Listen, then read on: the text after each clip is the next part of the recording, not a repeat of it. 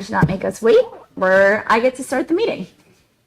We have the rest of our board with us, including Rob Nato, Jonathan Cohen, Norm Goupel, myself, Andrea Folsom. We're also joined by Laura Taylor, our ABA, our, what did I used to call you? Our executive assistant extraordinaire, Jody Condon, and our student rep, Flo Tapas. Michael Flynn, our superintendent, is incredibly sick, and we did not want what he has, so he is not coming tonight, and Dulce Lapone will be here shortly. So with that, let's go ahead and stand for the Pledge of Allegiance. And if we want the character counts kids to lead us, start us off. I pledge allegiance to the flag of the United States of America and to the republic for which it stands, one nation, under God, indivisible, with liberty and justice for all. All right, so we have one set of minutes to approve this evening. The regular school board minutes from February 4th, 2025. Is there a motion to approve those? So moved. Second. Great. Any discussion? All in favor? Aye. Any opposed?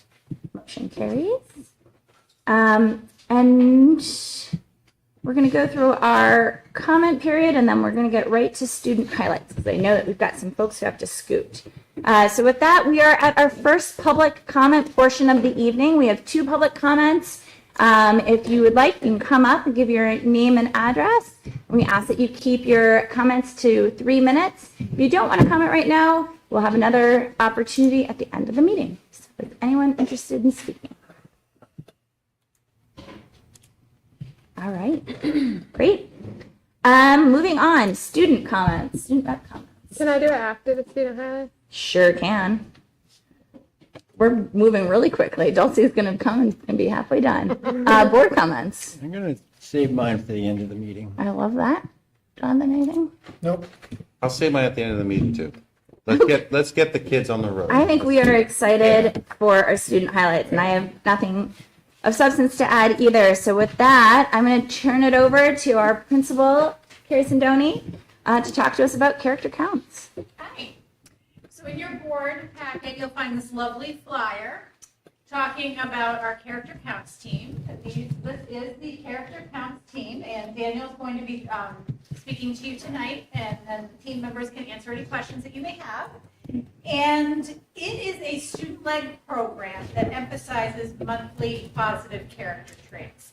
It is completely student-led. They plan assemblies, they plan professional development, they do different types of things in morning meetings, and they're just spreading positivity throughout the entire school. So I don't want to say any more and steal their thunder, but I do want to introduce you to Brayden,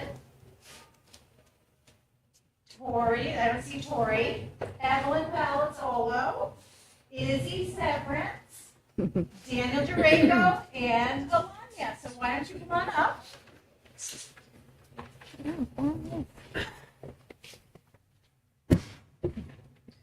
Good evening. The Character Counts team is a group of students that were nominated by our past teachers to be on the team. The goal of Character Counts is to encourage positive social behaviors. For instance, behaviors such as honesty, courage, responsibility, patience, and many more traits. This team meets weekly to plan assemblies around these concepts. We also interview and record videos of clips of MSS students and staff explaining what the traits mean to them. That is followed by a trait-themed activity which demonstrates that quality. An example of an activity has been the honesty well, where we used a jar full of water that we dropped a penny into to represent one lie or act of dishonesty. Then we added other coins, such as quarters, nickels, and dimes. These represented an apology or act of kindness to another person. Since the water in the jar made it so the coins didn't go straight to the penny, it showed how many acts of kindness and apologies to make one lie go away. Another example is called the landmine lead, where we had a student from the audience come up and direct a blindfolded member of the team through an obstacle course. This allowed us to show the audience an example of responsibility. As I have stated, there are many traits we show during these assemblies. Another thing that we do at the assemblies is the Golden Broom Award. That's right. It's literally a golden broom. In order to help out our amazing MSS custodians, we created this award. We had the custodians scout out the classrooms on the lookout for the cleanest room. They then make a video in the classroom and announce it. The classroom teacher is given the golden broom to display in their room for that month. After, the assembly is concluded with a closing chant, character counts. Finally, teachers carry the themes to their classrooms through morning meeting activities. Thank you for your time.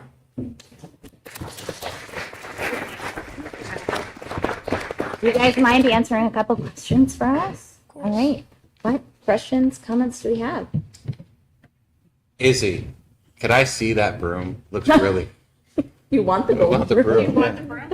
Yeah, can you, so, did I hear you correctly that the cleanest janitors, cleanest room, where we did that, the janitor gets this room?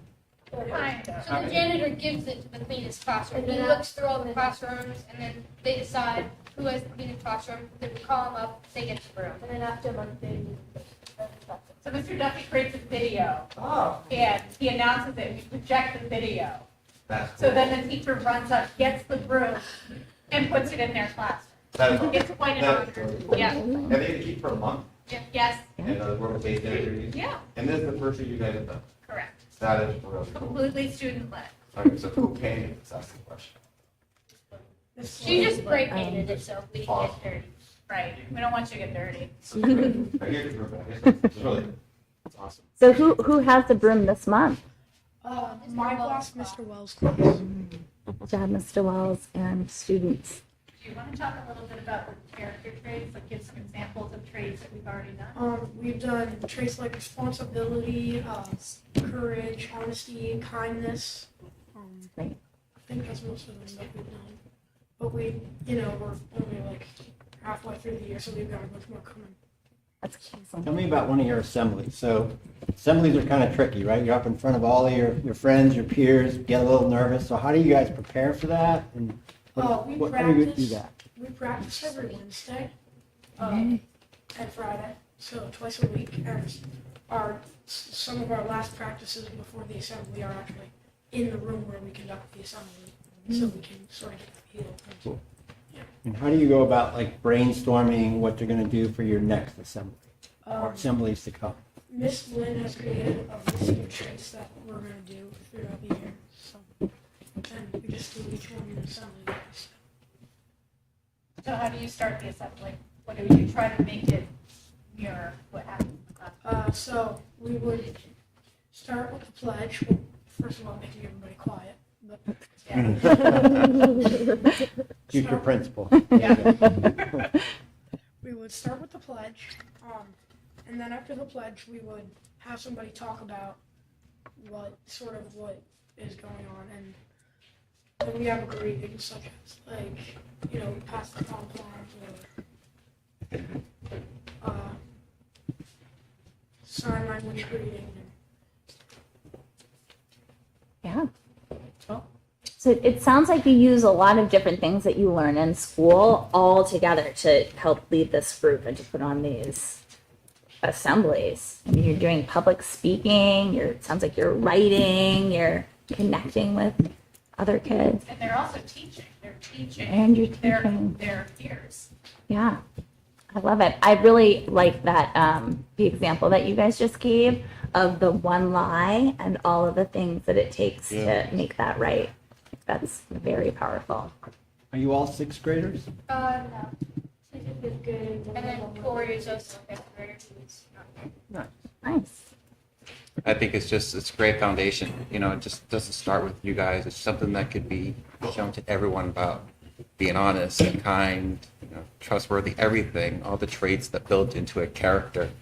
And I think what you guys are doing is something that I hope that continues to grow in Hopkinton. It just doesn't stop at you, but goes from everyone to the adults to everyone, because these are character traits that we should always have and always be a part of in our community and learn from you guys. And that is something that you guys should realize. You are the foundation to continue. So great job speaking, Daniel. Really good job. Is there anything else that you think that we should know? This is your opportunity. Anyone else have anything? Anything big weighing on Anything I you? need to know? They insisted on t-shirts. Want to show them that? I love them. Yeah. That's great. Yes. Cool. T-shirts are necessary. Yeah, they are. Makes it official. Excellent. Do you have anything more, John? No, I'm sorry that I was late, but thank you for being here. It's amazing. This is great. Can we take is it okay with the parents too if we take a quick photo? Yeah? Yeah? All right.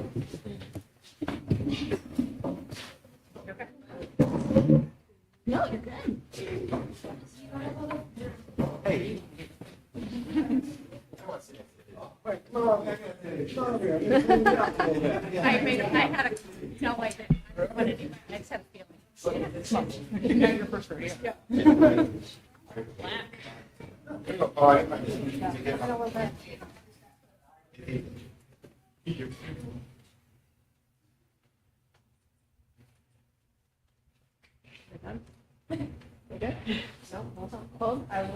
the official one. Yeah, so they're looking at me and not at you. 3, 2, 1. 3, 2, 1. Thank you.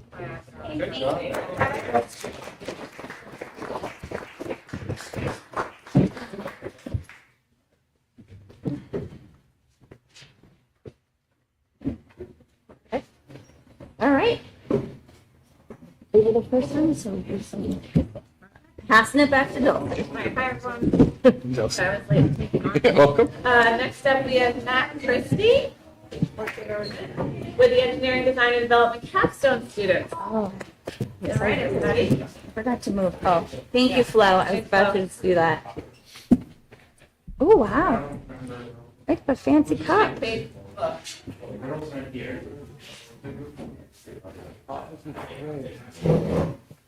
This is exciting. Like bridge building.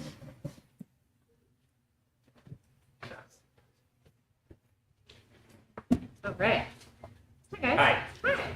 My name is Matt Christie. I'm the engineering teacher at the high school. Last year, to give you a little backstory to this project, last year, New Hampshire Department of Transportation Bridge Engineer came to the careers class, Hans Weber, and they did this challenge. And I watched, and I'm going to withhold some words here, but I knew we could do it better. And my principles of engineering class, the sophomore level class, we do bridge design and talk about structure and trusses and statics and do the math involved. And it was a little earlier in the year for them to do this project, so I figured my senior level class, it would be right up their alley. So I had Hans come back this year and present to them. They do a presentation about the bridges and what's involved and what his job is at the state level. And they give us all the supplies, all the popsicle sticks you could want, and all the hot glue you could want. And we had, I forget how many class periods, a lot. We probably went overboard on the class periods, but we went to a state competition in November, and there were several teams throughout the state. There were 43 bridges together. We finished first, second, fourth, and sixth. So, yeah. These guys are part of it. Donnie, Aiden, Michael, Logan, and Judah. There's a couple more that aren't here. They're at the basketball game tonight. Christoph and Kyle, and then the girls, Maddie, Sydney, and Marcella. So, yeah. And there was a different category. There was most artistic, so there were some unique designs there. There was modeling it after other truss designs that are out there. I pushed Johnny's team to go after the railroad bridge here in town, that structure. And I'll get you guys talk. You guys want to talk about it? Sure. I want to take all the stuff. Yeah. So me and Johnny here finished first in the competition. We didn't hold the most amount of weight, but our bridge, so they held the most amount of weight, they got 7. But our bridge was lighter, so our weight to strength ratio was better, which is what got us in the first place. And so pretty much our bridges were made out of a bunch of these pieces here that were all kind of stacked together and then pretty much reinforced. And the names are here on the trophy somewhere. Oh, that's awesome. Right down there. And Wow, that's great. Yeah, it's kind of crazy. I'm Michael Pantano, by the way. It's kind of crazy that because in the past, look on this thing, we saw like the past years, it's like conquered. And then we're like, okay, the conquered kids are probably gonna be crazy. They probably spend a lot of time on it. And then we go in here, just start putting popsicle sticks together. Mr. Chris, no offense to Mr. Christie, but he didn't really help us at all. Which even with the really love us. Yeah, right. That's awesome. We kind of just go up there, like put some popsicle sticks together. I just like copied this design on Google, like a popular design. And okay, not to, I mean they got first, yes, but my group got second, and we held 286 pounds. Wow. The most in the competition. How much? 256. How much did Ours you? was like GMT. Yeah. So Wow. yeah. What kind of weight do they use? Like, Yeah, what do So, they do? Like how do put they- on how do two they stress things? So you got like two platforms here, and they put like these, what are they called, dowels? Dallas. Put dowels in the bridge, and then they just put weight. Actually, no. There's a scale, and what you do is the members of the group stand on it, and like you put your own weight, and your own weight brings it down. that's what I wanted to know. Can you Really? stand on that? Yeah, I mean, probably not anymore. Ours. Come on, it'll be exciting. Oh, what if it crashes? Then it'll be exciting. That'll be the exciting part. Well, I don't understand what's confusing me. Yeah, so we I don't want you to destroy your bridge. We had like this, it was like the whole scale, and for both of our groups, we had like 3 to 4 people on it, like all on it, and everyone, the whole crowd was just like, what's going on? Like, why it's not breaking? It's fun. Yeah, it was fun. Any other comments? So, like, I'm Logan Benwood. So yeah, it's basically, as Michael just said, so basically we've got 2 platforms, put some dowels into here, and like they're attached to a plate, and just kind of like stand on the bed, down, you just kind of like weigh down, like things on snaps. Yeah. So our design is, so we have like these 4 like plates, like basically layers of trusses, and we just kind of like glue them together, 2 on one end and 2 on the other. That we just kind of like attach it with attachments. And so the max weight of the bridge is 750 grams. That's basically how much a bridge should be at max. And so yeah, we got 4th. It was we thought it was like very interesting, and then just kind of, I mean, they look kind of delicate today. Wow. And it's just popsicle sticks and hot glue. Yeah. And a lot of that. A lot of math, that's correct. Wow. How many popsicle sticks are in each one? Do you guys have a number? No, it was just more kind of like. All right, so I think each popsicle stick's like 1.3 grams, and ours is around 700 pounds. So.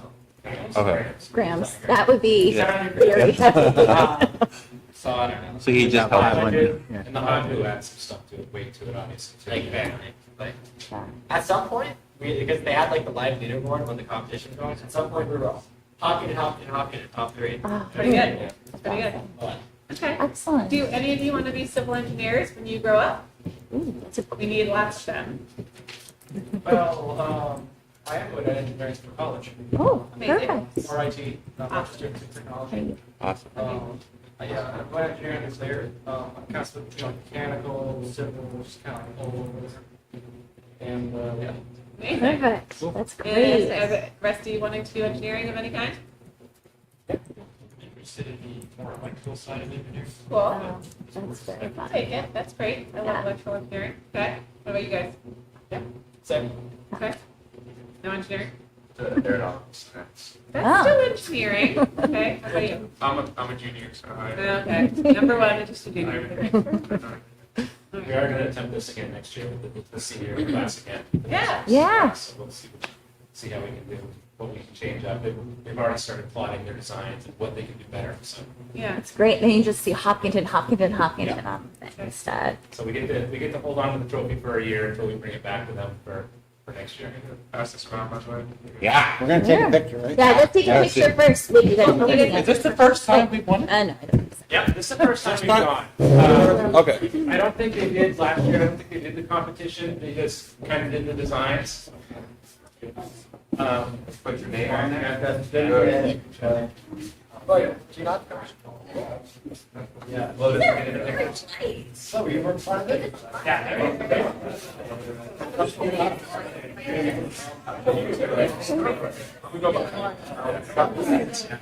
Kneel down. One kneel down. Not like you're a kid. Yeah. 3, 2, 1, bridging.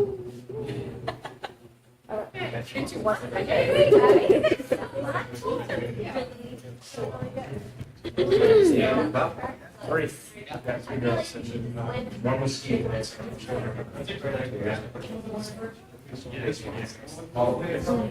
Hey, Miss Flo. Not much. No. Getting ready for Winter Carnival. Oh, that's right. That's why there's so many cookies here. Because these are my favorite, and so Norm's daughter's selling them. So his wife was on her way, so I said, have her bring me 6 boxes because I bring them in the house and then they disappear. So I have to hide like 3 of them, and then I share the other one. Because my kids will just devour them, him and his friends. So I figured I'll start with 6. See how long that'll get. How are you? Good. I texted him. Did you know I texted you? All right. We've lost our board member. I mean, he does it himself. Really cool. Awesome. Bob is leaving. Yeah, you want to carry Oh my God, they're both leaving. Michael, tell me how the game goes. Thank you, Tell me guys. how much they Thank lose. you guys very much. What's your game, pal? I can. Your game. Our game. Yeah. It's gonna have to be in the next week or 2. Bye, guys. Thank you so much. Thank you. Bye, guys. All right. Dave? All right. Oh, wait, we have to wait for, we should wait for Rob. Wait, we got it? Yes. We got it?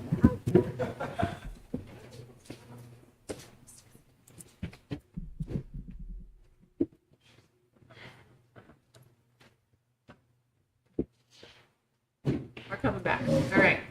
So I am thrilled to pieces because we have a special guest this evening. Oh, first off, I'm sorry. Flo would like to do Oh, her yeah, student sorry. We're sorry. reference. 1 more second. Yeah. Look, do the count, please. I got skipped. Okay, so sports are Purposely going then. well. Like, Yeah, no, I didn't no, just. I tried to skip it. Wait a minute. I wanted to go to the basketball game. Also, I didn't have anything. Okay. But anyway, the sports are going well. The playoff game for the boys varsity basketball is today. Yep. And the girls is tomorrow in Berlin. And so we'll see how those go. But there's it's up in the air with that. Like championship games, like final round? Playoffs, Playoffs. like quarter, Okay. yeah, whatever it is. And the senior nights were very great last week. If you guys came, there was a lot of like cheering and participation from the students. Nordic Senior Night, which is a rare occurrence, is happening tomorrow at the fairgrounds at 3:00 p.m. So if you want to come out and support, it'd be great. Yes, I know you'll be there. And I also want to thank Miss Iplin for the snow days, which was 2 of them in 2 weeks, but he's not here. At the school, we've got course signups going on, and so the guidance counselors are going around, but they don't come to our classes because we're seniors. But it's cute to see them all, sign up for their little classes. Just like you did. Which I did last year. She's so adorable now. Miss Cintros took her kids on a field trip to a courthouse today, as she always does. And so they were seeing a trial. And then the real thing that's happening in the school is we're getting ready for Winter Carnival, which is on Friday. And so it's the Spirit Week this week. Today was Crazy Sock Day. And we're going to have like dodgeball tomorrow in advisory, and then basketball and ping pong, and then the big finale on Friday with all the exciting events. So if you go on Mr. Zipke's YouTube channel, you will be able to see the Battle of the Bands, probably videotaped. So yeah, I think we're just excited for that. That's the main update. And then, of course, we're excited for break.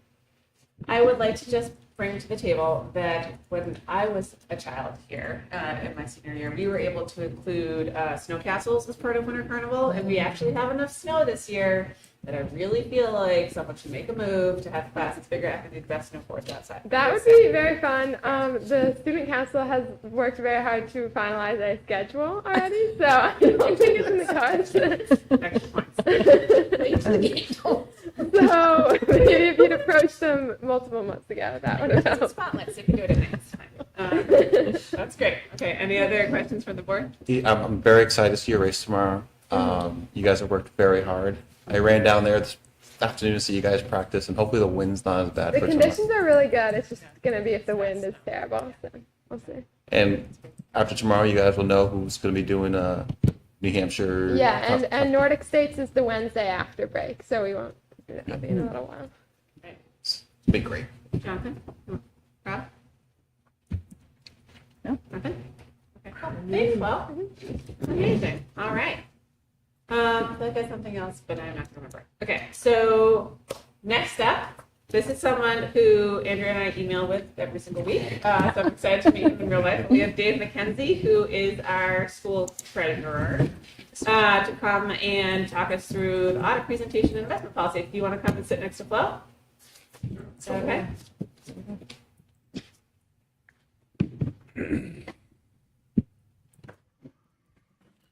Thank you for being here. Oh, you're welcome.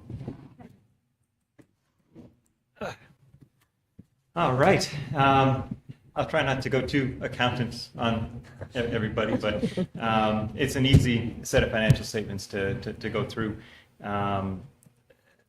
First, I want to mention that in the management letter, they identified no key audit matters, which means that we're basically doing what we're supposed to as an SAU from the financial. So our policies, our procedures, everything that we're supposed to be doing, we're doing. As a former auditor, what I typically look at next is the auditor's report. And as always, and we have for a long time, get what's called a clean opinion. There's no except for, or we're following GASB, we're following, based on generally audited, accepted. So we're, as a district, we're doing what we're supposed to be doing. We have checks and balances in place. And I know you two know that because, every week it seems like we're bantering emails around, and bless Karen's heart, she, chases us down if we need to be chased down, and helps us to take care of it. So it's really everybody's involved to get the district to this place. The other part that I wanted to point out was under the financial analysis of the district funds. It's a pretty strong statement that they chose to put in, and it said the strong financial performance of the district as a whole is reflected in its governmental funds as well. As the district completed the year, its general fund reported an increase from last year's ending fund balance of $51,000, which may not seem like much, but if you're aiming to be break even, and you got there, we didn't overspend. The district's sound fiscal management policies and procedures have historically resulted in positive general fund balance to ultimately offset taxes. So, ultimately the money has to come from somewhere, and as a district, we keep track of what we're supposed to be spending, and we follow through with that. Frankly, I got to say, a lot of this is in part because of the SAU, the business office itself. We have proper segregation of duties. We have multiple people doing multiple tasks, which gives the auditors comfort. Frankly, gives me comfort that one person isn't doing too many roles. Where if they wanted to do anything with the funds and get away with it, there'd be a better chance. We have a good segregation. There's checks and balances in place. The auditor's comfortable with it. I've always been comfortable with it. It's basically it's easy to look at administrative stuff and decide maybe we can cut this, maybe we can cut that. I've always appreciated the fact that as a district we realize the importance of the business end of it, and I strongly encourage. It's basically just another year of a great performance within within the SAU. I don't know if she's not here, but I want to go on the record that I don't know if I've been treasurer for 10 or 15 years now. I think it's not been more than 15, say 10 or 15 years, and I've really appreciated and enjoyed working with Michelle. I'm going to miss her. It's been great getting to know Laura. I enjoy and appreciate working with her. You too, Dave. So I was hoping if I get reelected, then we'll continue to work together. Now, that's really as a treasurer. As a taxpayer, you know, I kind of look at the financial statements, and you look at the sources of where the revenue comes from. And I mean, ultimately, 75% of the revenue comes from the taxpayers. It comes from the town. And probably about another 18% comes from the state, either state property tax or advocacy grants or such. So one of the areas that the report also looked at was find it. Economic factors in next year's budgets and rates.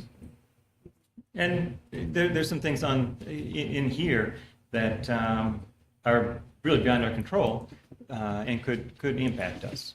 I mean, I think as a district we do an outstanding job working with special needs children.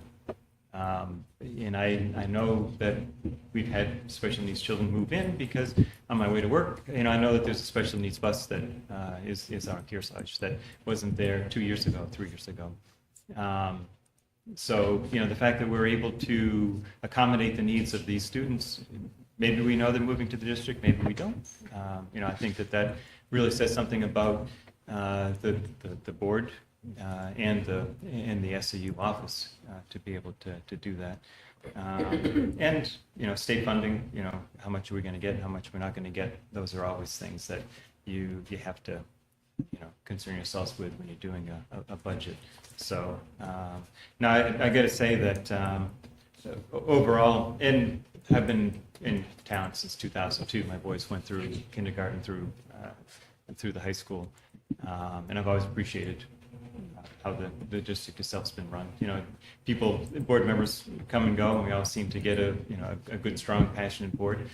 And I think that these financial statements, although accountants don't say that in financial statements, I think that it's indicative based on how these reports are crafted. So. Thank you, Dave. We really appreciate it. It is a unsung job that we very much appreciate. You're welcome. Any questions from the board? One question, Dave. So on the governor's letter, on page 3 at the bottom, under school district policies, where they talk about asking us to review certain of our financial policies, is that something, we're going to talk about it in finance in a week or two, but is that something that you are part of? I'm not quite sure I don't know if that's policy committee or if that's finance committee. Laura, maybe you can I shed some think light. that would probably be more of a finance committee discussion along with policy. I do believe one of the ones that they mention is on the docket to be reviewed this year anyway. The fixed asset policy is actually up for review. So we could look at those, and I think policy would appreciate recommendations from the finance committee, but ultimately it's them that pushes them through. Yeah. So we would zero in on those, shoot them over to policy, because we should get them updated before next year. Yep. Yeah, the other policy that we're going to look at updating is DFA, which we reaffirm annually. It's our investment policy. And there's been a recommendation for a change about the investment of funds being at the discretion of, I opened it, the district treasurer and superintendent, or his or her designee. So we'll be past policy. We have a meeting on Thursday. Dave, glad you're running again because you're awesome. And I honestly, every time you come, it's probably one of my favorite meetings to come. I'm a controller, and so I'm always in the books of financials and stuff. And so when I read the cover letter, there are two things that stood out for me that I want to read out loud that I thought was extremely important. Significant unusual transactions. There are no significant or unusual transactions identified during our audit. To me, awesome. It's great to hear. Second one was we encountered no significant difficulties in dealing with management related to the performance of the audit. So to me, it's like there's no unusual transaction, no shifting of money or nothing.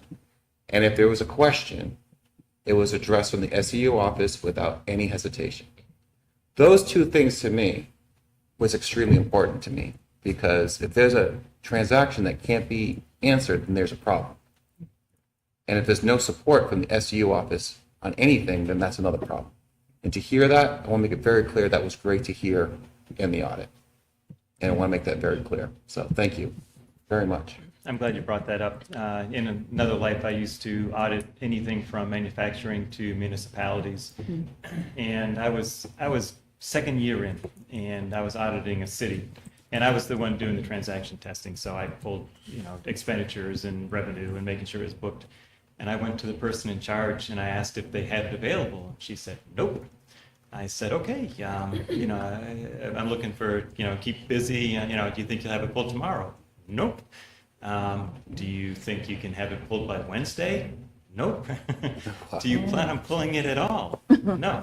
Wow. So in my world, and I've always appreciated that about our office too, is that you treat auditors like everybody else. And if you make their lives easier, they'll make your lives easier. Yep. Because they can get through it. It's not like they're not going to look at it. They're going to look at it one way or another. But sure, I'm glad you brought that up, because I'm sure over the years, right now I read it and it's just every year that I see that. And it's commendable. It's awful easy to put them in a dark corner and try to make their lives miserable. Maybe they go away quicker. And I think we've had a good relationship with Pottsville and Sanderson over the years anyway. So, but yeah, I'm glad you brought that up, because I don't always see that anymore, because it just happens year in and year out. Thank you. Yeah.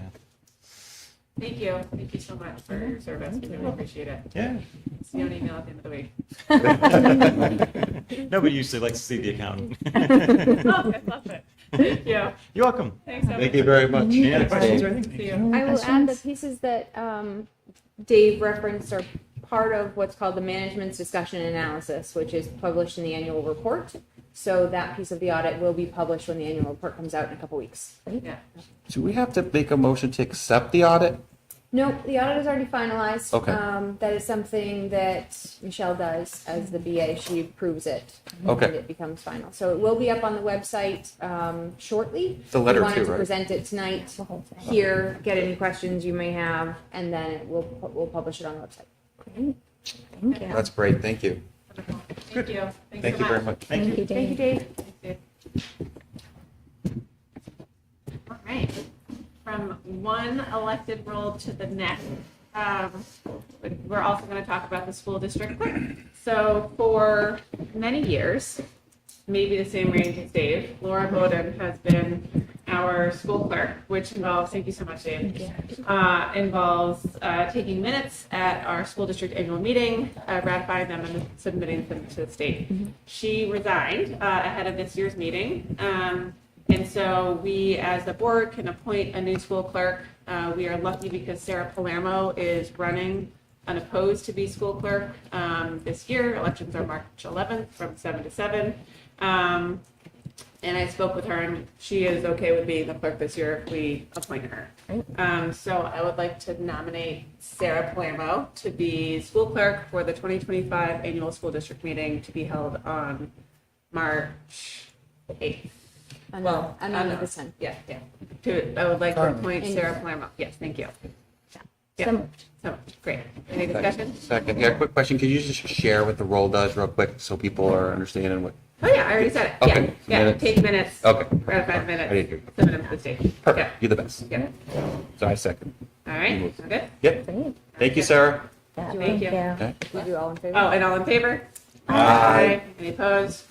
Motion carries. Thank Okay, next up, we have the district meeting discussion. So we actually have to, this is something that came to our attention this week. Do you want to kick it off? I'll kick it off and then you can jump in with anything.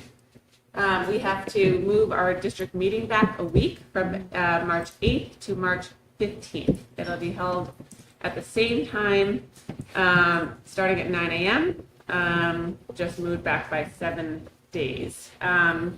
We have talked to figure out if there was going to be a different time to do it, whether on a Thursday night like the town does or anything else.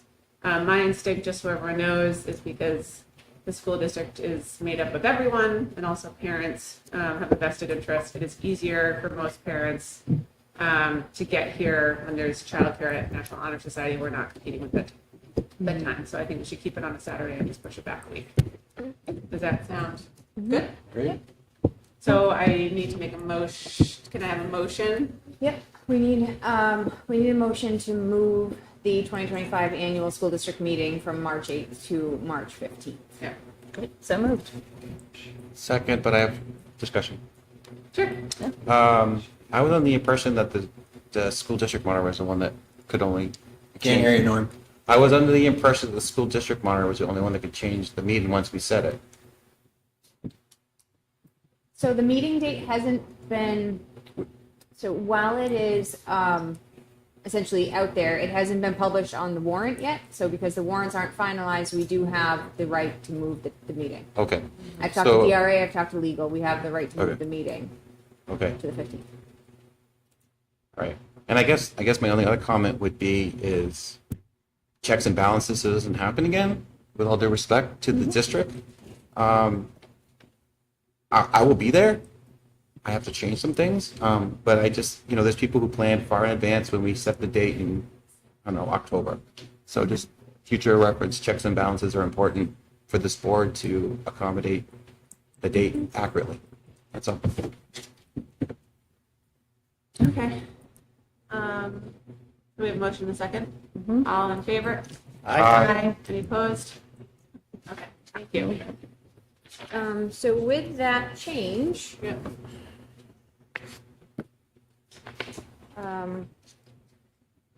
the warrants are ready to be posted. So I ask that you sign 3 copies of the warrants. Do you need a pen? Yep. To go around? I have one of my. Okay. Great. You can do it at the end of the meeting, you can do it now. I will kick off budget, but I wanted to do, there's a couple things we wanted to do. We want to talk through the budget process between now and the 15th. I also wanted to get some feedback from Rob following the public hearing last Wednesday.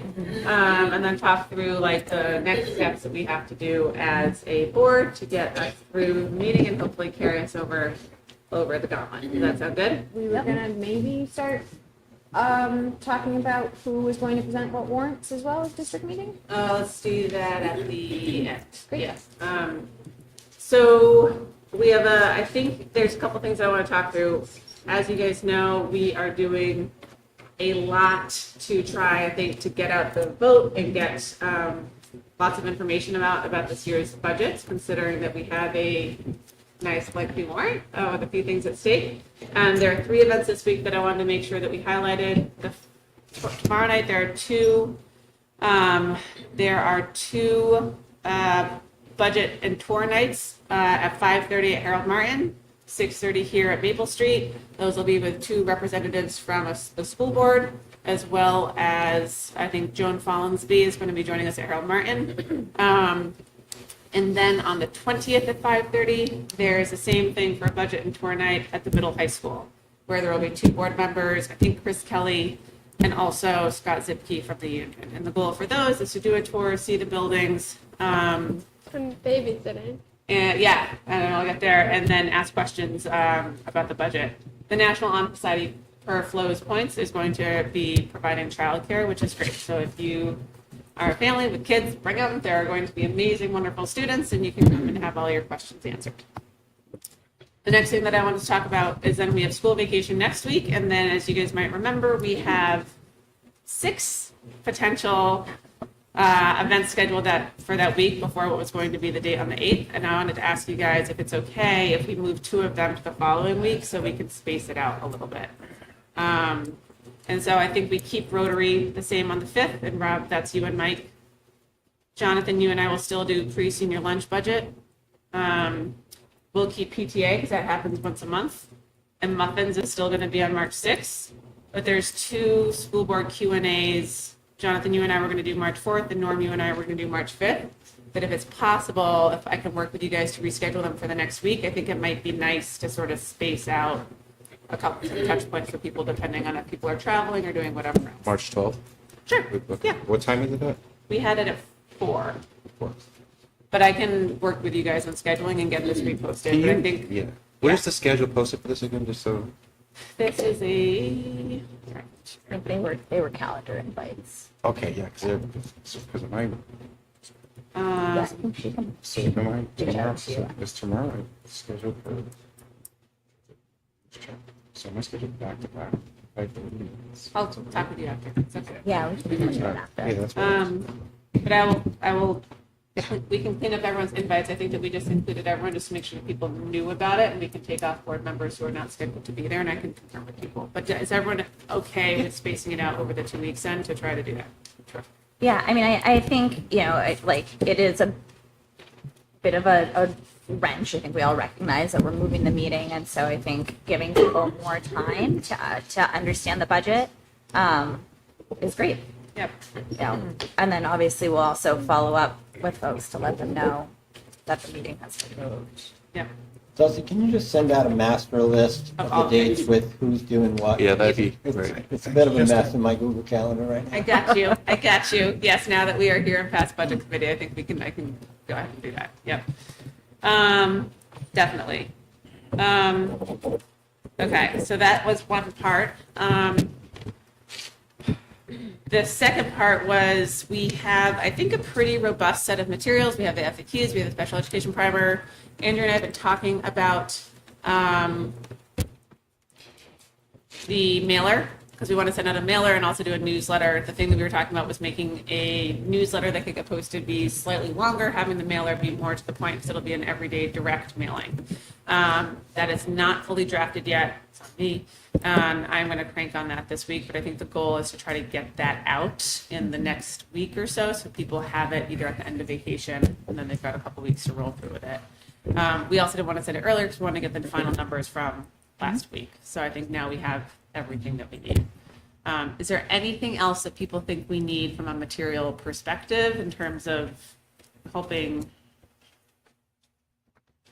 We've got the primer, we've got the budget FAQs, we've got the presentation, we've got a very robust website, and all the things. Yeah. We will have a physical mailer that is sent out to everybody that Yeah. includes all of the correct dates. Yep. We'll have the budget bulletin, which will be Budget done bulletin. soon. We had to just finalize this, so the budget bulletin should be published hopefully by the end of the week. Yep. It should, yeah. And we also have that snapshot that's on the main one pager for the site. Yep.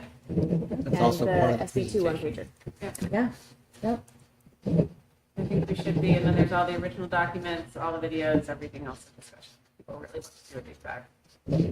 Does that sound reasonable? I think we should be good. Okay. As soon as we have a draft, I will circulate it for review, but I think we should be in good shape. Great. Rob, you want to give us a quick update on? I think a lot of us were listening or there, but you are. Budget committee? Yeah. Swell time was had by all. Yeah. No, I thought the night went pretty well. There were a lot of questions about the budget. There seemed to be a lot more questions about the HEA contract from a lot of different angles in terms of, scope of the raises, what's in the contract for financial purposes, those kinds of things. But overall, I think everybody felt when they left, they got their questions answered, and we were in a pretty good place. Sort of gave me a little bit of sense as to what we need to focus on as we move forward in terms of what to emphasize. Yeah. I think the biggest concern for me, as always, is the misinformation that also comes with those meetings. So in how do you clarify things so that we're all using the same set of notes, so to speak. An example being that the budget has gone up $9 million in the last 5 years. It has not gone up $9 million in the last 5 years. So it's gone up from the pandemic budget to this budget, which is 6 budget cycles. We're up $6.5 million, which is a little over 5%. So those kinds of things that are just, it's difficult in terms of that narrative. But that also will play out on the floor of the school district. So that's fine too. Or the discussion about the teachers getting 25%. You gotta speak louder, John. 25% raises. Yeah. The nuances of the teacher contract and understanding the raise to the base and the step scenario, how the healthcare is structured, why it's structured that way. There's a lot of historical information. There were some questions about the HRA that came out afterwards, but you go back to why that HRA is there. At a time when the school district was staring down a $500,000 deficit and coming up with a healthcare plan that saved the school district $500,000. That was part of that package. It had stayed, as I said that night, a lot of parts of negotiations, that all negotiations are incremental. If you think you're going to make all your major changes in one fell swoop, well, you're probably not going to have an agreement. So, there's just a lot of the nuances that we just need to be clear and just keep getting the information, the correct information out to the people who want to know it and clarify it. And most importantly, I hope that we, if there is misinformation, that we can make it clear on the morning of school district meeting. So, because those are the folks that are voting on the spot. So I sat there pretending to be just Norm and not a school board member. Norm in 2 weeks. Yeah, Norm in 2 weeks. Future Norm. And I sat there as if I did not participate in this budgeting process. And I sat there and I said, damn, he's good. Because everything that he presented that night I thought was very clear. He answered all the questions, kept us cool, which is something that I was impressed with. But the other thing to me is that it was the first budget that I've seen, and I can't recall that the superintendent was not part of the discussion from the beginning. Yeah. It was all Rob. Laura went up there. She did a great job, but she had to come in when there were some numbers that Rob didn't know. But I was extremely pleased at how clear and he advocated for the whole district, for the taxpayers, for this board and how we did things. And it's just a lot of credit, Rob. You need to be shown. I mean, I was extremely impressed. And I hope that we continue that type of communication moving forward with the budget committee and with the community. So well done, again, A-. Because we know teachers don't get A's out, so. Yes. 100% are tough to come by. Thank you, Norm. You're very welcome. I think that part of it is the process and going through materials with the budget committee throughout, and that's the work of everybody that's there. Great job. There aren't a lot of surprises by the time we get to the end. So that's always very helpful. So thank you, too. As Laura said, the team makes us all stronger, so I appreciate that. Absolutely. She gets an A+. She does. Norman. God, spicy on your way out. Yeah, really. Norman spicy. Future Norman's probably going to be. Okay, I was great. the one who got the espresso shot tonight. Taglines 11. Okay. All right. Anything else before we move to the warrant discussion? All right. So what we want to talk through was figuring out who's presenting what. Okay. We have, just so everyone remembers, we have.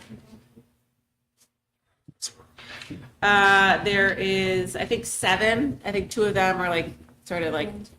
Did I miss? Sorry. 6 or 7 meaty articles. So Article 1 is tier reports. That's a thing. That's not a presentation from a board member. Article 2 is the school board's operating budget. I would like to propose that Rob, given all practice per current norms recommendation, but the budget committee goes ahead and presents that warrant article and presents the operating budget. Does that work for everyone? Yeah. Yes, please. Okay.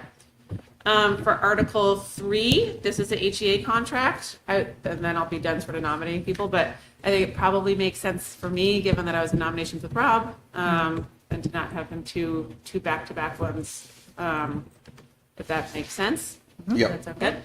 Okay. Article 4 is if it's defeated. Article 5 is Teamsters. Sure. Norm, do you want to do Sure, Teamsters? Teamsters would be 'Cause great. You negotiated Teamsters? Yeah, sure. Does that sound good? Yes. Okay. I'll do Teamsters. Okay. I wanted CIP, but I'm happy to do Teamsters. I can do both. I love CIP. Okay. Let's see. Article 6 is governing body. Article 7 is special education. Andrea, does that I'd make love to take sense? it. Yep. Okay. Article 8 is school district repair, and this would really be between Norm and Jonathan. I don't care. Okay. All right. Do you want? I love CIP. You know that. Okay. What do you, Jonathan? Do you have a? Perfect. Yeah, and then the next 3 are there is technology trust. Jonathan, you want to do that? Not particularly. Okay. There is vehicles, or there is. All right. Yeah, Let's have do you wanna Jonathan. do- Let's have Jonathan do CIP. Do you want to do CIP, Jonathan? Sure. Yes. Okay, Do great. CIP. Okay. And then there is technology. I mean, I can do tech. Tax. Okay. Then there is what? Vehicle trust. It's the last one. Yeah.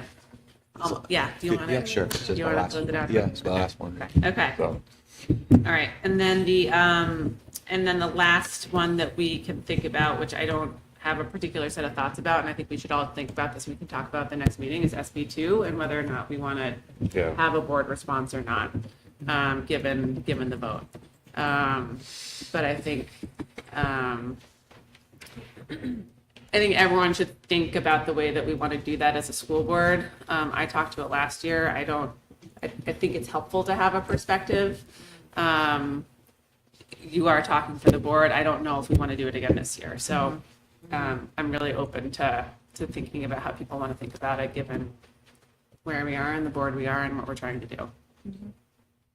Elsie, you kind of mumbled there. Can you tell me who was technology assigned? Technology was Andrea, vehicles was Norm. Thank you. Yeah, Green bag discussion. it'll be his final move. as a Yeah. Board member. Ah. Yeah. Yeah, so what do people think about SB2? And we can also talk about this next week, so I think it's got a little bit of time. Yeah. Well, right. Because I mean, do we even speak with one person? But- Correct. Right. Right. Yeah. Because you don't know where you are. Yeah. Yeah. Well, I mean, you know, Jim would say the consensus, more than the consensus of the board knows where they are. Yeah. So I would just say that, you know, whatever statement we make balances all of the interests and positions that are out there and why, you know, as Jonathan would say, you know, by the preponderance of the evidence, why the board, or, you know, how we've tipped the scales to where we're at Yeah. last time around. So, yeah. Yeah. I mean, there's a couple of things that are in my head right now that, you know, have me leaning, so, but I still haven't really pulled the trigger on that. Yeah. So, but we're getting closer. Jonathan, what do you think? Well, you know, as I think about it, I think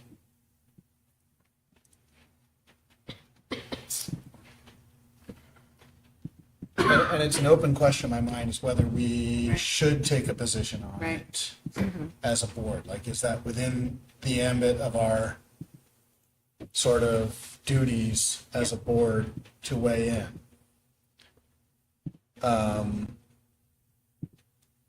I think on the one hand, you could, you know, make an argument that,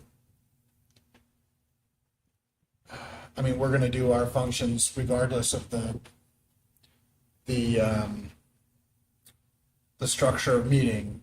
Like, the procedural decision is not going to change how we approach our decisions. On the other hand, I don't think it's totally value neutral also.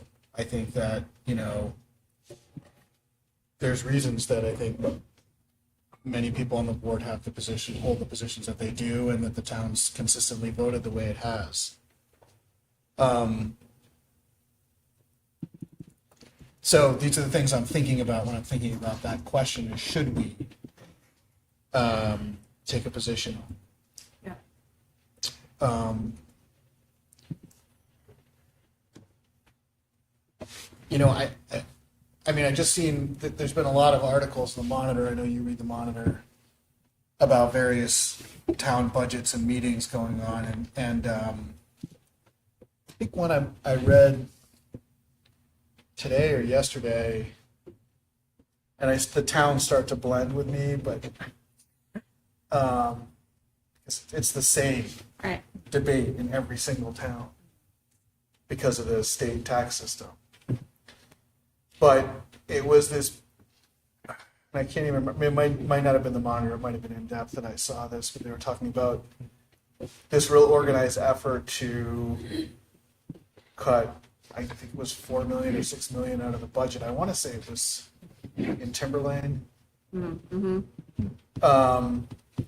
But it was at the deliberative session, and it was only like 400 people there voting or something like that. It was 500. That's the thing that I really wonder about is if you get this, do less people ultimately participate? Mm-hmm. That's the big concern that I have. Yeah. And so to go back to the original question that I'm contemplating is, well, I think as a school board, it's better if we have, frankly, more people participating. And I understand the seduction of the argument that, well, more people could vote on the budget under the SB2, but do more people get a voice in the budget under SB2 is the question. Mm-hmm. And as a school board member, I want more people to have a voice. Mm-hmm. As opposed to coming in and just voting up and down on something that they may or may not understand and suss out as a group. So whatever. I don't want to rehash. I mean, you're asking me my thoughts. These are my non-organized thoughts No, on this. this These is are what we're things that trying I'm to figure thinking out. about. No, this is right. I mean, that's right. Yeah. Yeah. So I'm just going to share a little bit more where I'm at. Yeah. And why I'm leaning towards staying with the mechanism that we've had for as long as people have been showing up in horses and buggies and all the rest. The first is something that Norm said a couple weeks ago here, that in our budget process, things change Yeah. late in the game. Yeah. And if we go to an SB2 model and we are doing that within the timeframes that those are typically done, it really cuts 6 to 8 weeks out of our process in terms of putting a number up there. You know, we saw that this year, right? Right. And some things come to light and we were able to make some reductions. So that's hard. It's hard enough to build the budget for something that's going to happen a year and a half later and then take another couple of months out of that process. So that's one piece that sort of stuck in my mind.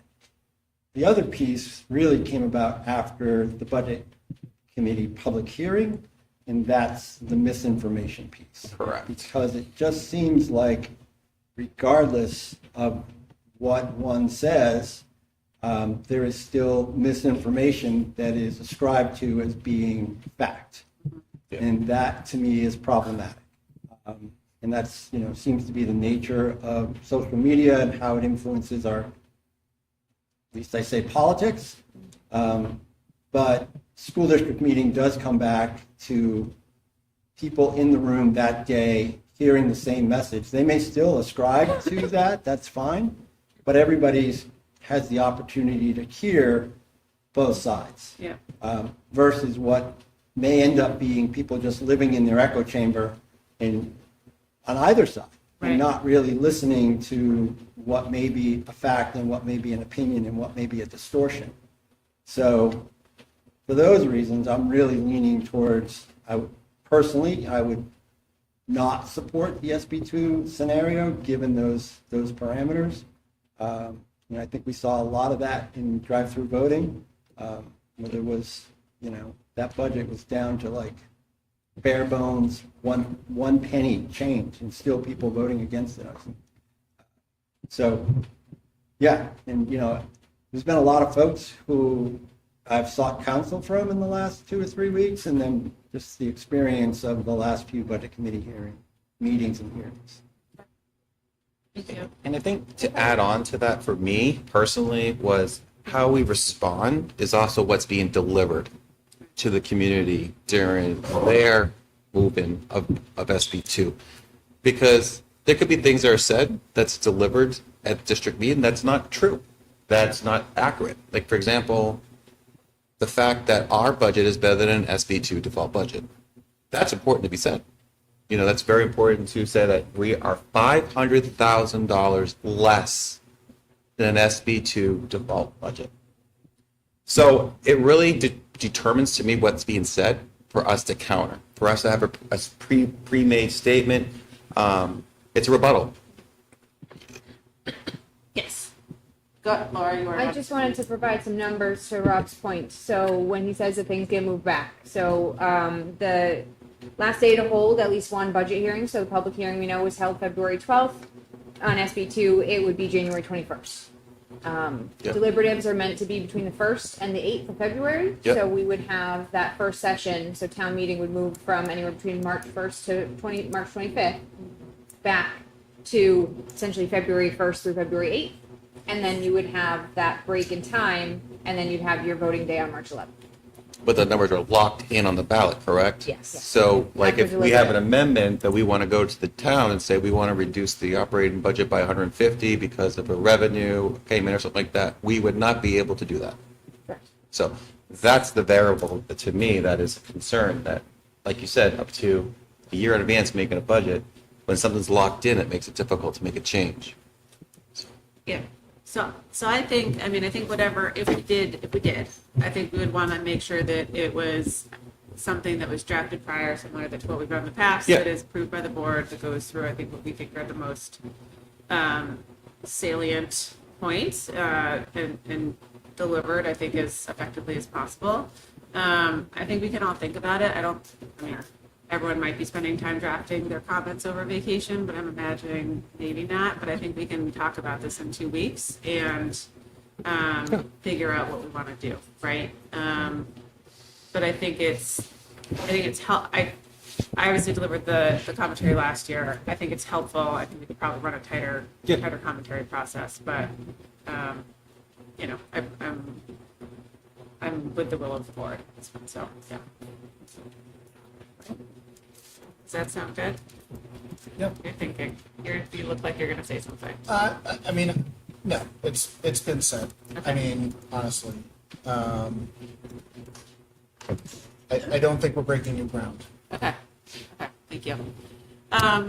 We do try, if everyone looked, there were slides in sort of the whole presentation that Rob delivered to Budget Committee last Wednesday for every single warrant article.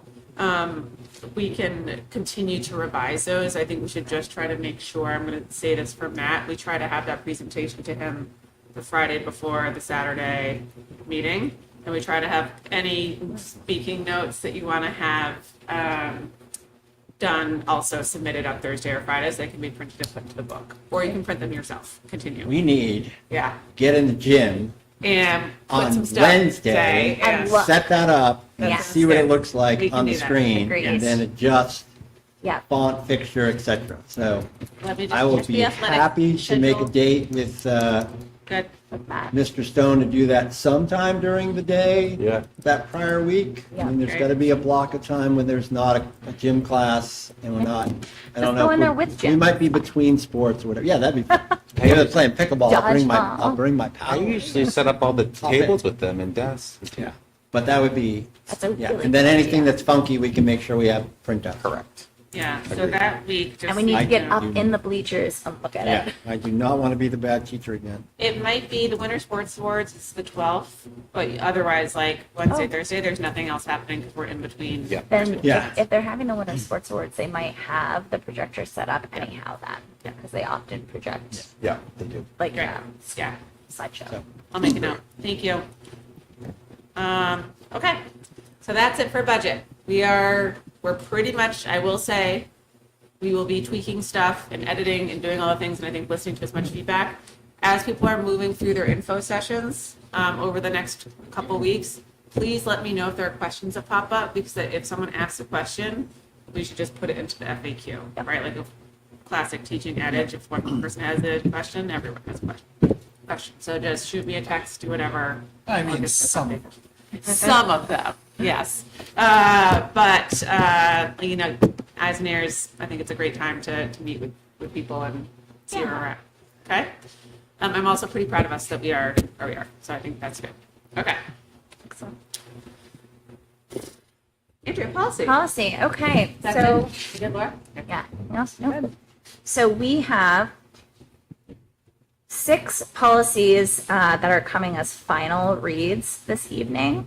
I'll just read them out. It's ACA, discrimination and harassment grievance procedure, EC, buildings and grounds management, EHAB, data governance and security, JICL, school district internet access for students, JCL, student health services and school nurses, and JLCK, which is special physical health needs of students. We have not heard any feedback on these, and I know folks have had a chance to take a look at those. So we are looking for a motion to approve those 6 policies that have reached their final read this evening. So moved. Second. Great.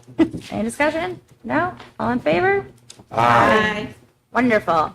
So the other thing you're going to see on there is we have an emergent policy update. So this is for, I had mentioned this at our last meeting. This is for policy ACAC, which is our Title IX sexual harassment policy and grievance process. Because of, essentially there have been some changes to this policy, and it was recommended to us that we go ahead and approve the policy as with the recommended changes through the New Hampshire School Board Association. Basically, this helps the policy be in line with recent, my gosh, I'm losing my brain. Executive orders, thank you. The recent executive order, the process for an emergent policy like this is basically this gets it on our books immediately. The process then is that you need to still have it go through going through policy committee and then go through its 3 reads within 30 to 60 days. We would actually begin that process in 2 days on Thursday at our policy committee meeting. Looking at essentially the substantive changes in ACAC is removing, it's not adding language, it will be removing language. And I didn't get a chance to link to it. Are you looking for the link? I added it emergently at the end. I know I've read about this, and I don't want to put you on the spot. So if I'm putting you on the spot, I can wait till we do it. But can you just remind me of the executive order and what changes it brought to this? Like what's the minutia of the details? I mean, I think essentially it's the way that Title IX is now going to be interpreted has changed. And Jonathan, feel free to jump in if I'm misstating this. And it is going to take a more narrow approach to what constitutes discrimination. Discrimination, harassment. And harassment, yep. And so that we need to limit our policy. I think it's also a work in progress in the sense that things are moving quickly, so I think this strips out some language. My suspicion is we may be back talking about this policy again. Yeah.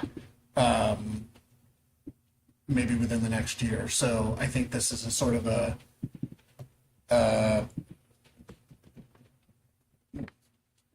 not having our neck sticking out while things are Moving. Yeah. moving. So we are also then looking for, this is why I kind of did them separately, because we had our final reads, which went through the full process, and then this recommendation for this to be approved by the board, but with the understanding that it must still go through the regular process within a very short amount of time. We already have a plan for when we're starting that, which will start in 2 days. So we are going to see policy ACAC several times as first, second, and third reads. Okay, Sam? So this is probably going to be one of those things where you may adamantly disagree as an individual, but as a board, we're legally bound to follow the law. Is I'm just speaking for myself. Is I that- mean, I think, well, sorry. No. I haven't read enough to know. I think it's fair to say that individually we may have some feelings, but it is about the district Right. not Yeah. not being in jeopardy. Yep. Yeah. I think the other thing I noted was that it is removing language. It is not adding language to the policy, which I think But makes a difference. does this go into effect right now, even though we haven't done the one, two? Okay. Yes. Yep. That's why it's an emergency. Got it. Do we have to make a motion to skip Yes. the Yeah. 3 reads and then make a No, motion to we remove? just make a motion to adopt it. Just adopt it, okay, got it, all right. So I make a motion to adopt policy ACAC. Great. I'll second. No discussion? All in favor? Aye. Aye. Wonderful. being on Thank you, top of it, guys. guys. So this will come back at our next meeting Okay. with the edited language. Okay. So I'm going to kick off the consent agenda before I hand it over to Laura. There are two things actually that I wanted to clarify. One is just the reason why we are moving the school district meeting. It's because there is 24 days between the budget committee public hearing and our meeting on the 8th. It has to be 25 per the RSA, so we had to move it back. It's a legal requirement. Secondary to that, we have a new hire sheet, which is great formatting. But under the resignations, you will see that our very own Michael Flynn did accept the job and to be the superintendent of the Dairy Cooperative School District. He is with us through June 30th. We are so happy for him that he is moving on to this opportunity. We are very grateful to him for his time with us, and I think we've learned a lot from his style of leadership and thinking about how we structure things as a district and develop a strategic plan and set goals and I think about our budgeting. And I think it's been wonderful to work with him. So while he is out sick tonight, and I'm sure we'll say more nice things about him that will make him feel uncomfortable in June, I just wanted to talk about it for a minute. All right, take it away, Laura. All right. New hires tonight. Robert Childs is going to be a long-term sub at HMHS, covering 8th grade English for Trish Walton, who is on leave. We also have another resignation. We have a retirement. Holly Sharon, HMHS special education teacher, has been with us for 25 years, since thank you, 2000, Holly. and she is retiring. She is over the age of 65, so this is not an early retirement item. She has done her long, wonderful tenure, and we thank her for all her years. That's awesome. So Holly is a neighbor of mine and was a colleague, I guess still is a colleague in many ways, but Holly's story to becoming a teacher was quite long. She started as an instructional assistant at the middle high school and worked on her degree and then came back as a special ed case manager. She's worked with, a pretty narrow set profile of students and done an amazing job with those kids over the years. So we thank her very, very much. And I hope your bees do well so I can get more honey this summer. Thank you, Holly. Hope our bees do well for a lot of reasons. Yeah. And last on our new hires resignations, current employee would have changed to contract. Megan Eason is one of our art teachers of high school. She will not be holding the HHS Art Studio, which was a co-curricular we voted on in the fall. That is not running this year, and so that contract is null and void. Okay, thank you. Awesome. Do you want to take us through financials? Yes, we do not have donations tonight. Okay. The January financials are in your folder. So far, they are looking good. It's very similar to what we heard for December, right? So revenue's coming in as anticipated. Medicaid is down from prior year. We're seeing it come in a little bit slower and lower than past. Remember this Medicaid to Schools program I mentioned to you was there's an upcoming change happening. It also is a 50-50 match. I don't know if we know this. So the district always has to put in 50%, and Medicaid will reimburse up to an additional 50%, or the other 50%. So it's not certainly a dollar for dollar federal aid as well. So we are seeing a lower amount of Medicaid. We are still very early on in terms of predicting fund balance. We have 5 months to go. So she's got Michelle has a conservative estimate for our expenditures, and right now we're estimating that fund balance is $316,000. That is inclusive of the votes that we have promised for next year. Lastly, food service is still running a bit behind. So we'll keep an eye on that as we continue to move forward. Okay. And that just means the orders are down, or that? And, yeah, the last couple of years we had supply chain assistance. So Right. the fresh fruits and vegetables items received an additional federal funding. We don't have that this year, and so those are covered as regular food service fund expenses. And I think it doesn't seem like our local revenues are down much, but we are fully staffed again at food service, which also means our operational costs are higher. Okay. Thank you. Any questions about any of that? There are 2 budget transfers that I need approval on tonight. The first one is 2025-03. We were unable to hire a psychologist at the high school, and so we have had to hire contracted services. And so this is a budget transfer to move that money to a 330 contracted service line from salaries to benefits. And the total amount of the transfer is $73,823.01. You just, no applicants at all, nothing at all? Okay. That is All right. hard. Yeah, I bet. The second is 2025-04, which is moving the salary pool for non-union employees to their proper lines. So every year, remember, non-union staff, there's a district-wide salary pool, and then it gets distributed based on current contracts to the individual account codes. And the total value of that budget transfer is $117,400.74. Paris.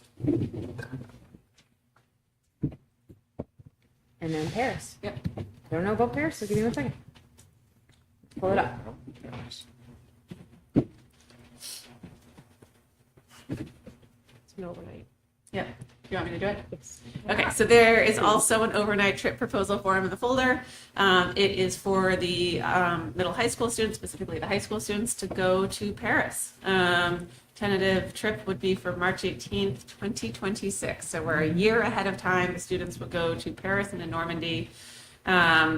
It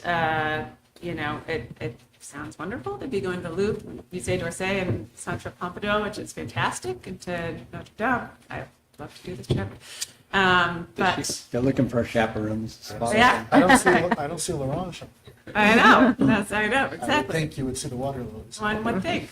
I also think that they should go to Saint-Tropez, but that's okay. They are having a fundraiser with Granite State Chocolates for Easter chocolates. I'm assuming that is this year. So everyone keep your dollars saved for that. And they're doing an exchange, so we'll have the students next fall. Yes, Yeah. which is great. Thank you. And the students do pay for this. Yes, they do trip. pay for it. Yeah, we are not financing it as a district. Yep. Cool, that's it. Great. So So with that, I request that you make a motion to accept the consent agenda as presented. So moved. Second. I don't want to second Mike's resignation. No. I'm not gonna. I may just vote no, Mike. I was joking. I get a little spicy tonight, Any discussion? but I'll save my comments for when he's here. Okay. So, All right. All in favor? Aye. Any opposed? No. Okay. Thank You're good? Okay, so let's talk through committee updates real quick. So we just talked through policy. Yep. Your meeting on Policy meets Thursday. Thursday. Great. Curriculum assessment meets on Thursday. Curriculum assessment meets on Thursday at 3:30. Yep. CIP. 3:15. Yep. We haven't. I think we meet the 10th. No update since the last time. Yeah, I think we meet the 10th. I think there's a post. Yep. Okay. EMC was canceled because of the snow day and it's moved to the Thursday after school vacation. Finance budget, anything else going on? I feel like you guys are doing pretty great. We're going to meet on March the 10th Yep. to talk about the audit and policy Yeah, business. Awesome. All right, cool. that's it. We are now on to public comment. If you would like to come on up, please go ahead and do so. If you would like to state your name, address, and keep things to 3 minutes. That would be jazzy.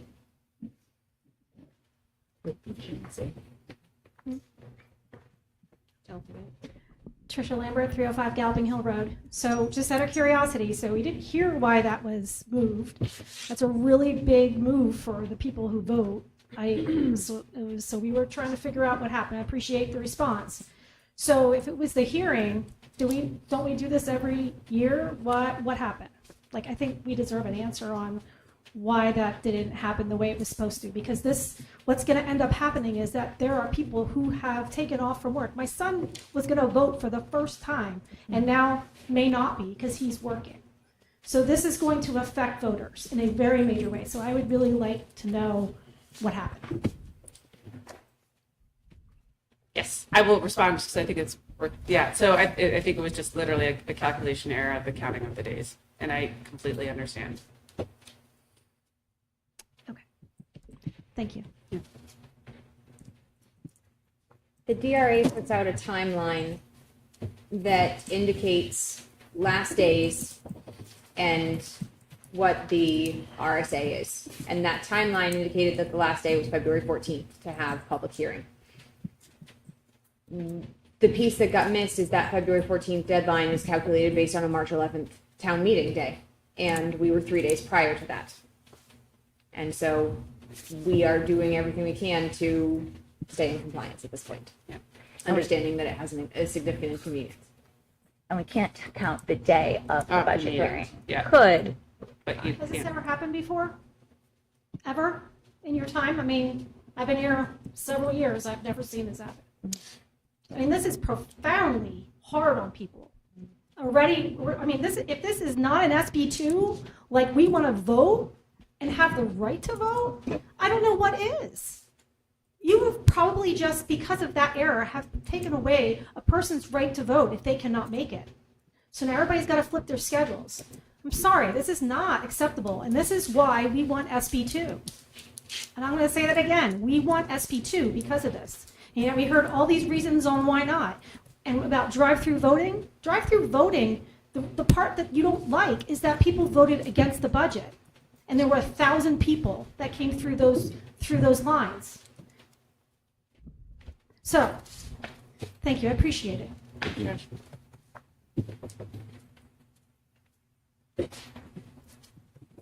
Lauren Clement, 86 Maple Street. I guess I would like to echo how changing the date with, 2.5 weeks-ish is kind of a obvious inconvenience, and again, creates hardship for people that have been trying to schedule this out for several weeks. And again, is another reason why SB2 would be helpful. If people had scheduled off that day and then can't make it, they still want to participate in the process. They should have that right. And unfortunately, under our current government, that's not an opportunity that they have. Secondly, I appreciate this little one-pager that I guess you didn't really go over it, I don't think, in full, about the SB2 warrant articles. On the bottom, it does disclose that the proposed operating budget is significantly lower than the estimated default budget. We hear that almost year after year. I don't know why that's a big driving point here. It's fine to print that, but that doesn't change the fact that there's every year another 7, 8, 10 warrant articles that also affect our budgeting that people would like to vote on. So you're pointing out one element of it, and I'm not sure why that is. It seems like it's an often argument to go to that the default budget could be higher, and I think people understand that. I just don't get why that's highlighted and it doesn't talk about all the other warrant articles. So anyway, those are my 2 thoughts. Thank you. Thanks, Lauren.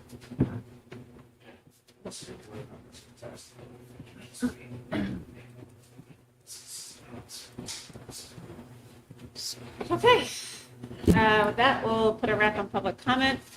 I don't have any other old, go ahead. Did you have comments you wanted to say? 'Cause I had Yeah, I'm comments. really No, like, No, it wasn't about that. It's about, we didn't do our opening comments because of the students that Oh, came in. okay, fine, sure. So we wanted, I had something I wanted. Okay, sure. you want to go first, Norm, because mine's a little long. Okay, sure. So I just wanted to pause for a second and say, what's happened at the state level and federal level is really starting to get to me. And I just want to make it very clear that I wrote in opposition of SB 283. I think it was a horrendous bill that was set forward to eliminate civics, government, economics, geography, history, Holocaust, and genocide, education, arts, education, music, visual arts, world languages, engineering, technologies, financial literacy, computer science. It's just heart-wrenching that this is coming across our state. And I just want to just do better. This state is trying to find reasons to defund public education or what they think is an adequate education. So I just wanted to just encourage people to speak up. You don't have to be elected to speak up, but man, some of the stuff I'm seeing at the state level and federal just makes me really nervous. So that's what I wanted to say. So along the lines of Norm, stuff that's coming out of Washington and out of the State House, it's mind-boggling at times, and the diversity, equity, and inclusion, business that's happening, these initiatives, and I use the words instead of the DEI because I think the words are more important than the DEI. And I think about it as, from my teaching perspective, and what this really means to me as a teacher. So it doesn't mean that there's some indoctrination going on. I think about the courses that I taught, sociology, when you're talking about conflict view and symbolic interactionism, or the implicit bias test that Harvard puts out as part of AP Psych, or hate crimes. But what I really think about, I go way back to when did this concept first stick in my head? It stuck in my head when I was a 10 or 11-year-old boy going to CYO, Catholic Youth Organization, and some hip priest decided we should really start thinking about not bullying people. And I think about my dad, who was about as devout of a Catholic as you can get, and he retires and moves to North Conway, or Intervale actually, and then rents the basement apartment to a gay man. I was like, I think this is cool, Dad, but what's going on? He's like, he's a person who needs a place to live, and he pays the rent, and he's a nice guy. I'm like, wow, okay, this is pretty cool. And then I thought about the teaching part and what really happens in the classroom and why it's important. And the first time I think that it really stuck in my head where kids were like, what happened? Was a guy by the name of Charlie Howard, who you may or may not know.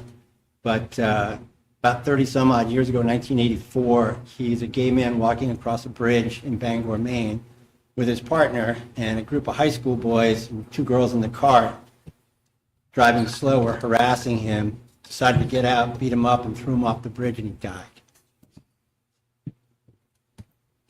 And that's where you start to have conversations with kids about how these things happen. And then you can follow the list down. Matthew Shepard, fence posting. James Beard. Just this past week, Sam Nordquist in upstate New York, because he's a trans man. I mean, there's a lot of information on that that's still out there, but you got to believe that was part of it. James Bird gets dragged behind a pickup truck for 3 miles. Like, if we don't have conversations with kids about diversity amongst ourselves and equity, how to treat people fairly and including people, then we are lost. And if schools and teachers are afraid to have those conversations because they're going to offend somebody, because someone's going to go home and maybe think a little differently than their parent, and I don't really know what we're doing. Yeah. I'm mind boggled over it. So if you want to do away with diversity, equity, and inclusion and the teaching of those concepts in schools, great, go for it. But you do that when bigotry and racism ends. When we stop using labels for people when they come into our presence, a man came in, a woman came in, a gay person came in, all you really need to say is a person came in. When that happens, great. But every day reading about the attacks on schools and what people think is happening and what's really happened for decades is infuriating to me. And I feel bad for people that are still in the classroom. Yeah. Thank you. Thanks, Rob. Around your grade up to A+. That was really. Thank you, Rob. Any other comments? That's a good note. Are you thinking? Are you good? I don't have any comments. Okay, that was sure. Thank you, Rob. All right, so with that, we are going to adjourn our meeting. We have a non-meeting to discuss negotiations. Yes. Um, That's the only thing non-meetings. yeah, and thank you. And that's it. So we're going to go ahead and adjourn. So I need a motion to adjourn. Nope. Just adjourn.